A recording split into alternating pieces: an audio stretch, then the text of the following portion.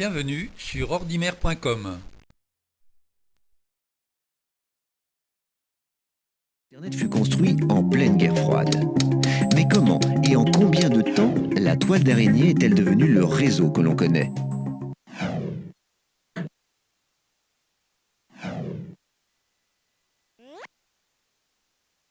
Cette année-là, le ministère américain de la Défense lance le programme ARPA, un réseau capable de supporter les conséquences d'un conflit nucléaire.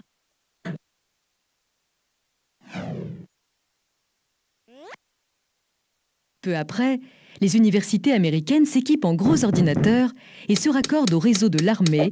Le réseau ARPANET est né.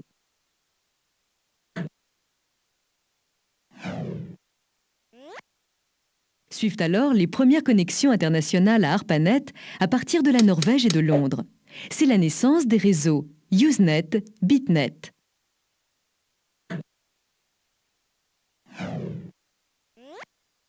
Avec le protocole TCP/IP, tous les réseaux sont interconnectés. Internet, réseau des réseaux, est né, tandis que la même année, les militaires s'en détachent.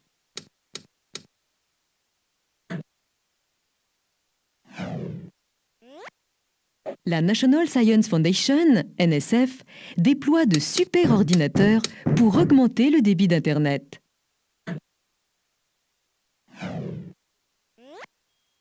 Des fournisseurs privés, les routeurs, poursuivent l'expansion d'Internet. Par leur intermédiaire, les entreprises commencent à se raccorder. Puis les fournisseurs, qui ouvrent Internet au grand public.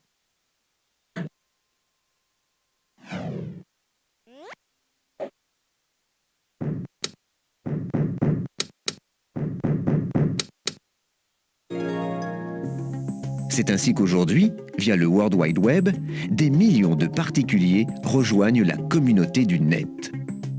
Munis d'un ordinateur et d'un modem, des millions d'internautes accèdent tous les jours au réseau des réseaux.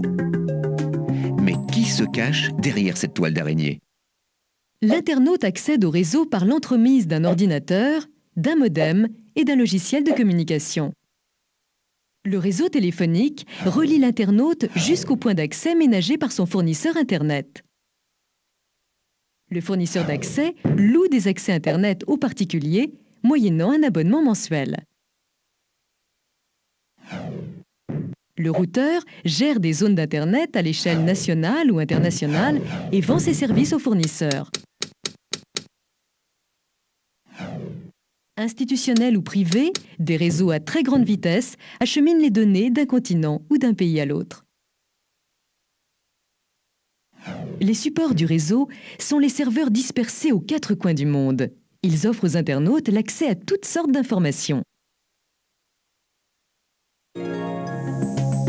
Les logiciels de courrier électronique modernes offrent des fonctions qui facilitent toujours plus la vie des internautes, comme la relève automatique du courrier ou le tri des messages selon leur contenu. Chaque ordinateur relié à Internet est identifiable par une suite abstraite de 4 nombres, l'adresse IP. Mais pour les internautes, la seule adresse qui compte se nomme URL.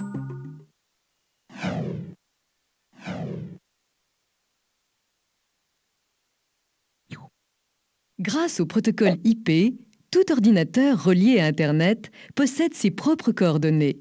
C'est l'adresse IP, une suite abstraite de 4 nombres. Lorsqu'un internaute se connecte à Internet, son fournisseur lui attribue une adresse IP temporaire qu'il gardera le temps de la connexion.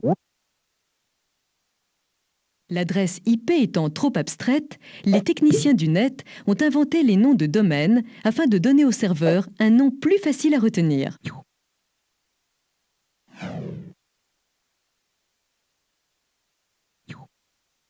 Pour les internautes, c'est l'adresse URL qui compte avant tout. Elle repose sur le nom de domaine et permet aussi bien d'accéder aux ordinateurs qu'aux informations qu'ils hébergent.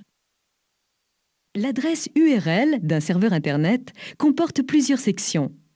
Le type du serveur, web, FTP, le nom du serveur, nom de domaine, l'emplacement et le nom des fichiers qu'il contient, facultatif. Cependant, lorsqu'un internaute frappe l'adresse URL d'un serveur, cette dernière doit d'abord être convertie en adresse IP. Ainsi, lorsqu'il réceptionne une adresse URL, le fournisseur la renvoie immédiatement vers un serveur spécialisé appelé serveur de nom. Un serveur de nom abrite une base de données qui répertorie tous les serveurs Internet existants dans le monde. En quelques millisecondes, le serveur de nom retrouve l'adresse IP équivalente à l'URL demandée, puis la retourne au fournisseur. Connaissant son adresse IP, le fournisseur peut maintenant établir la connexion avec le serveur demandé.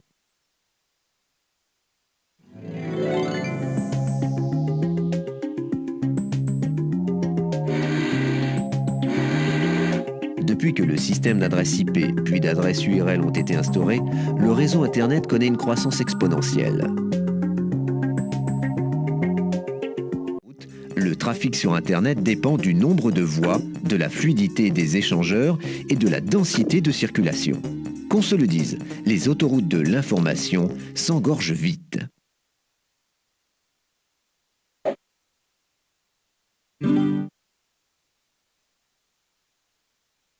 Internet est né de la réunion de réseaux publics. Universitaires et centres de recherche sont les premiers à en profiter. Dans un second temps, de grands réseaux privés s'y sont greffés, cela pour répondre à l'afflux des professionnels, puis du grand public. Les lignes terrestres acheminent aussi bien de l'Internet que du téléphone. Forte d'un meilleur débit, la fibre optique s'y développe rapidement. Sous les mers et les océans, des lignes sous-marines ont été déroulées, mais nombre d'entre elles sont anciennes. Pour soulager les lignes sous-marines, Internet emprunte des liaisons satellites qu'il partage avec le téléphone et la télévision. Enfin, on trouve à l'échelle locale des réseaux à très haut débit. Utilisés par les professionnels et les fournisseurs d'accès, leur nombre croît rapidement.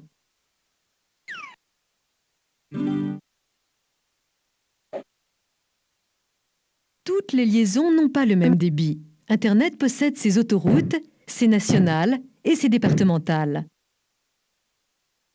Le débit des lignes s'exprime en mégabits par seconde.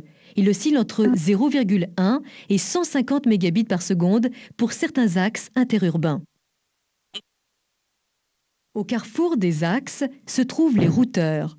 Point de passage obligé des connexions, ces échangeurs ralentissent la fluidité générale. La densité des internautes varie selon les pays et les villes. Anglo-saxons et européens constituent le gros des troupes. En superposant ces données sur une carte, on comprend que les lignes abonnées aux embouteillages sont toujours les mêmes. Anarchique, le développement d'Internet n'est le fruit d'aucune concertation. C'est pourquoi de vastes zones du réseau sont reliées entre elles par des connexions sous-dimensionnées. Pour traverser les méandres d'Internet, les informations peuvent emprunter une multitude de serveurs différents. Mais grâce au système d'adresse IP, elles finissent toujours par arriver à bon port.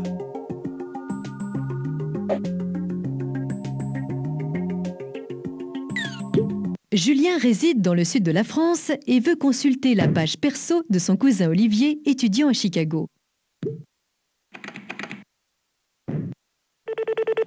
Julien se connecte par modem au point d'accès le plus proche de chez lui. Pour le temps de la connexion, il se voit attribuer un numéro qui l'identifie clairement sur le réseau. Le fournisseur de Julien dispose dans les grandes villes de points d'accès reliés à son serveur principal. L'ensemble forme un backbone ou épine dorsale.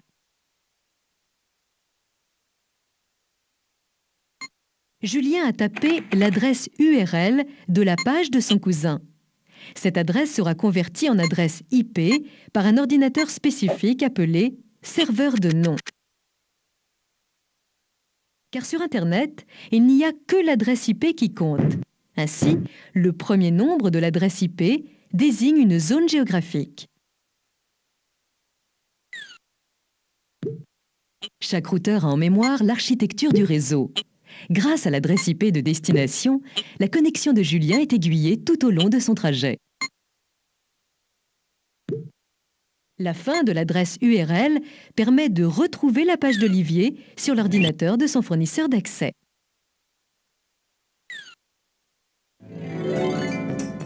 Contrairement à certaines entreprises, les internautes particuliers ne peuvent en général disposer d'une adresse IP fixe.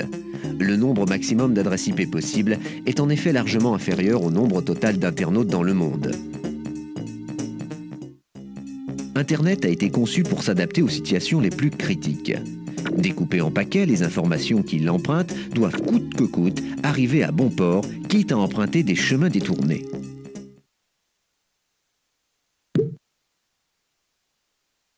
Julien va recevoir la page perso de son cousin.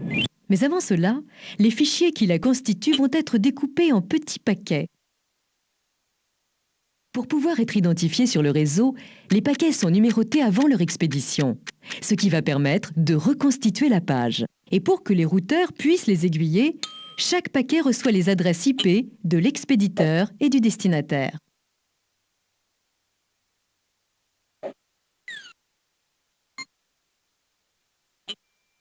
Lorsqu'un routeur reçoit un paquet, il renvoie un message de confirmation au routeur précédent et ainsi de suite.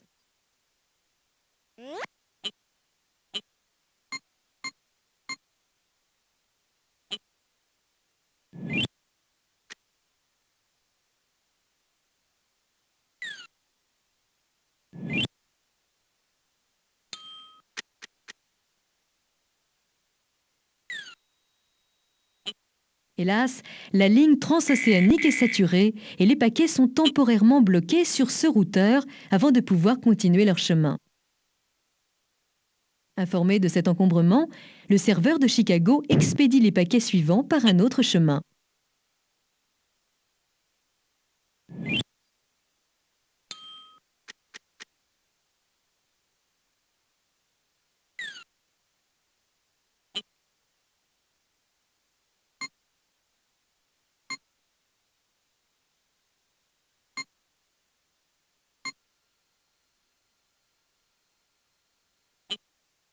Si les paquets lui parviennent dans le désordre, l'ordinateur de Julien les mémorise en attendant l'arrivée des paquets manquants.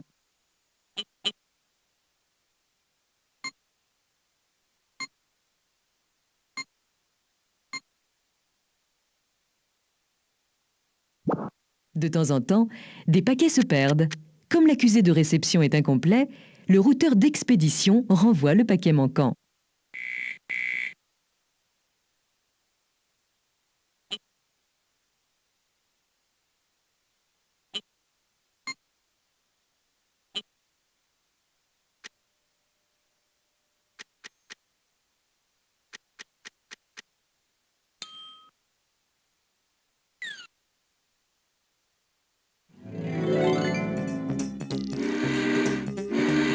Il n'y a pas de ligne rapide ou lente, car les informations circulent toujours à la vitesse de la lumière.